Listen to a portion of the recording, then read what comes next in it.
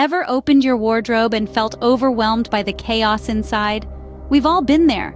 It's like a mini battlefield with hangers battling for space, socks playing hide and seek, and that one shirt you haven't seen since last summer suddenly reappearing. Cluttered wardrobes can cause more stress and frustration than you might think. But there's a solution: decluttering. It's not just about tidying up, it's about simplifying and streamlining your life. If you're nodding your head, you're in the right place. We're here to simplify your wardrobe and your life. Decluttering can feel like a mountainous task, but don't worry, we're here to break it down. Imagine your wardrobe as a puzzle, and each piece of clothing is a puzzle piece. It's easier to solve a puzzle when you sort the pieces by color or pattern first, right? The same logic applies to decluttering your wardrobe. Start by sorting your clothes into categories. You could do this based on clothing type, season, or even color. The idea is to group similar items together to make the process less overwhelming. Once you've got your categories sorted, it's time to analyze each one. Take a good look at each piece of clothing. Does it fit well? Is it in good condition? Do you feel good when you wear it? If the answer to any of these questions is no, it might be time to part ways with that item. Remember, the goal here isn't just to reduce the number of items in your wardrobe. It's also about creating a curated collection of clothes that you love and feel good in. Next up is the decision stage. This is where you decide what to keep, what to donate, and what to discard. If an item is in good condition and you love it, keep it. If it's in good condition but you don't love it, consider donating it. And if it's not in good condition, it's time to say goodbye. This stage can be emotional, but remember, it's about making space for the things that truly add value to your life.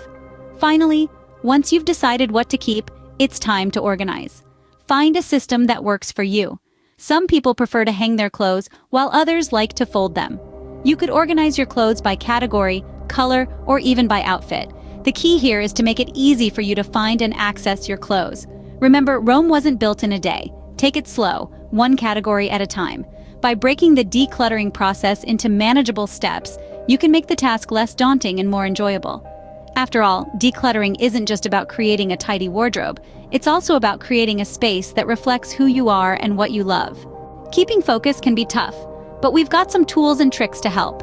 Visual cues are a great way to keep on track. Use colored sticky notes or labels to categorize your items. You might color code them according to what you plan to keep, donate, or toss. This way, at a glance, you can see your progress and stay motivated. Now let's talk about timers. They're not just for cooking. Timers can be a powerful ally in the decluttering process. Set one for a manageable amount of time, say 20 minutes. Dedicate that time solely to decluttering. When the timer goes off, take a brief break, then reset it and start again. This method, often referred to as the Pomodoro technique, can help you maintain your focus and prevent burnout. With these tools, you can manage your time and keep your focus, making decluttering a breeze. Ever heard of the one in, one out rule? It's a game changer. This rule is the golden ticket to maintaining balance in your wardrobe and preventing future clutter. It's as straightforward as it sounds. For every new item that enters your wardrobe, one item must leave. Bought a new pair of sneakers?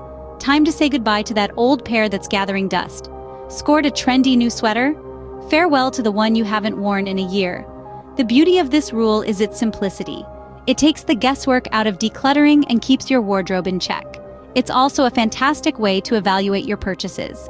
If you're not ready to part with something in your wardrobe to make room for the new item, maybe it's not the right time for that purchase.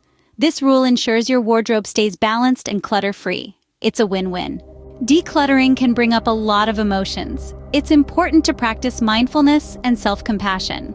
As you dive into the decluttering process, it's natural to feel a flood of emotions. You might feel overwhelmed, frustrated, or even a little sad as you let go of items that once held meaning for you. This is completely normal. In fact, it's a crucial part of the journey. One way to cope with these feelings is through mindfulness. Mindfulness is the practice of being fully present and engaged in the moment. When you're sorting through your clothes, try to focus on each item individually. Consider its texture, its color, how it makes you feel. By concentrating on these details, you can ground yourself in the present moment and lessen feelings of overwhelm. Another critical strategy is self-compassion. Be kind to yourself throughout this process. If you're feeling overwhelmed, take a break. Maybe make yourself a cup of tea or step outside for a breath of fresh air. It's okay to move at your own pace. And remember, Decluttering is not a race. You don't have to sort through your entire wardrobe in one day. Take your time, listen to your feelings, and do what feels right for you. So take a deep breath and remember to be gentle with yourself. This journey is as much about decluttering your mind as it is about decluttering your wardrobe. Remember, it's not just about decluttering your wardrobe, but also about decluttering your mind. We've covered a lot today. Let's quickly recap the key points. First, remember, the art of decluttering is about breaking down tasks into smaller, manageable steps.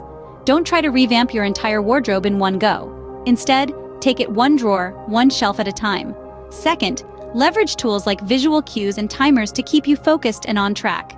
A timer can help you allocate specific blocks of time for decluttering, while visual cues can serve as a reminder of the progress you're making. Third, the one in, one out rule helps maintain balance and prevent clutter. Every time a new item enters your wardrobe, ensure another one leaves. Finally, practice mindfulness and self-compassion. It's okay to feel overwhelmed. Don't be hard on yourself. Take a break if needed and then get back to it. Armed with these tips and tricks, you're ready to conquer your wardrobe clutter. Remember, every little step counts.